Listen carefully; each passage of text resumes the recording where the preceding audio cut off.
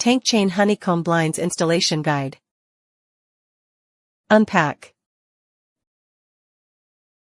Remove the bottom rail. The side rail and fabric are secured together with snap fasteners and require firm prying to separate.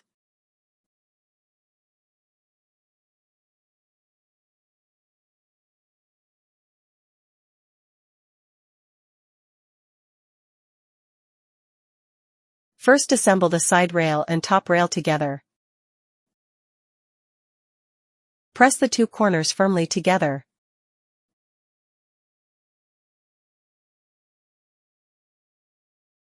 The assembly is now ready for installation. Secure with screws. The bottom rail area must be thoroughly cleaned.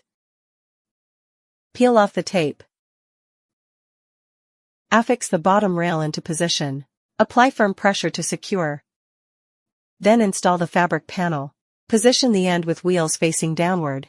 Orient the grooved side toward the side rail. Insert the fabric diagonally.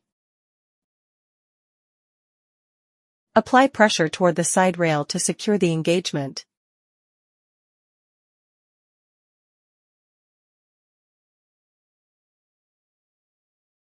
Handle mounting.